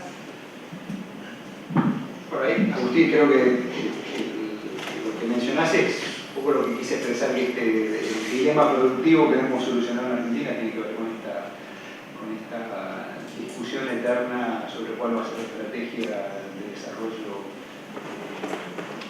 en términos de tener una estrategia más planificada, donde no compitan la discusión de la apertura comercial o de integración comercial con el mundo con la idea de promover también mayor o mejores cadenas de valor a nivel nacional y que eso se transforme en una estrategia un poco más consolidada y más de una idea de largo plazo, ¿no? Me parece que el dilema productivo no se soluciona porque siempre estamos sobre la coyuntura macroeconómica. No es algo de esta última gestión, de los últimos 10 años, es algo que probablemente tenemos en los últimos 40 años y que no hemos terminado de definir, en el sentido que, por ejemplo, la apertura comercial no quiere decir que implique necesariamente una desindustrialización, sino el problema es cómo es esa integración, cómo se desarrolla esa integración comercial con los países de América Latina y con el mundo. Y también de las políticas, obviamente nosotros tenemos como parte de los constituyentes la UIA que promueve mucho la política de industrialización, pero uno puede pensar más allá de eso, por eso mencioné el tema de transformación productiva, donde una más importante tiene que ver con la industrialización en sentido amplio, no solamente la manufactura, sino toda la integración de la cadena de valor que está relacionada con la manufactura, ¿no? Países que incluso basados en recursos naturales como Noruega han logrado un nivel de industrialización porque integran servicios planificados y integran toda la cadena de valor que tiene que ver o que está vinculada con los recursos naturales, ¿no? Y también, de nuevo, no es un dilema nuestro, es un dilema en general también de la región, ¿no? Cuando uno va a Chile, que a pesar que es una economía abierta, que obviamente importa gran parte de los productos finales, también está el debate de cómo a partir de la minería generar una estrategia de desarrollo. Todavía no lo han logrado, pero hay un debate importante de cómo a partir de una explotación de recursos naturales se puede llegar a un nivel de transformación productiva que incluya un componente de industrialización o de generación de cadena de valor. Y en la medida que no tengamos solucionado ese dilema productivo, es difícil que nuestro mercado de trabajo pueda producir los empleos de calidad que requiere un crecimiento sostenible. Me parece que es el gran dilema que no tenemos solucionado. Respuestas concretas, yo dudo poder dártelas, pero me parece que ahí tenemos un fracaso colectivo o acuerdos parciales que todavía no logramos despejar en tener una estrategia a largo plazo en ese sentido. Bueno, sí, yo coincido con la respuesta de Fabio, con el comentario de Fabio. Comparto tu inquietud, Agustín. Efectivamente, Argentina es un caso claro de una heterogeneidad estructural en la economía, sector de alta productividad, sector de baja productividad. Pero también es cierto que el fenómeno aparece cruzado, es decir, no es vinculándolo con el funcionamiento del mercado de trabajo, a esto me refiero. No es que la informalidad o el no registro está concentrado en algunos establecimientos y en otros establecimientos. ¿No? El fenómeno de la informalidad atraviesa los pequeños establecimientos, los medianos y los grandes. Los grandes también tienen empleo informal, es decir, no es un fenómeno estrictamente más clásico, si se quiere, en, digamos, modelos a la Lewis, uno puede decir, donde hay firmas de alta productividad integradas con trabajo registrado y otras firmas no. El fenómeno, en el caso argentino, es más transversal. Entonces, hace más difícil, incluso, o hace más problemática la cuestión de la heterogeneidad productiva y de cómo encontrar cadenas de valor que garanticen una mejora sustantiva de la productividad. Y yo creo que esto, para vincularlo con la pregunta que hacía Albano, está muy emparentado o está muy relacionado con la polarización ocupacional. El hecho de que haya diferencias de productividad tan grandes entre distintas firmas en la economía argentina, de alguna manera impacta sobre este fenómeno de polarización ocupacional y limita justamente las transiciones de puestos de trabajo de baja productividad a puestos de trabajo de mayor productividad. Pero coincido con la visión, coincido con que es un problema argentino de larga data, no es un problema reciente, e indudablemente, como vos también señalabas, las políticas laborales no van a resolver este problema, son las políticas económicas, y aquí lo que claramente aparece como un desafío es mayor innovación, mayor tecnología, mayor competitividad, y esto, digamos, en un contexto, como señalaba Fabio, donde la ventaja comparativa argentina parece ir inclinándose fuertemente hacia recursos naturales. ¿Cómo esto puede conjugarse? Es decir, ¿cómo puede conjugarse una mejora tecnológica, creación de empleo genuino y una ventaja económica de la economía en actividades que son muy intensivas en capital, pero poco intensivas en fuerza de trabajo? Comparto la preocupación. Bueno, muchísimas gracias. Se acortó su receso de coffee a pocos minutos, pero aprovechenlo y yo creo que hay más chance de discutir. Y después se sigue con la protección social, que obviamente también es bueno, muchísimas gracias por esos muy buenos insumos.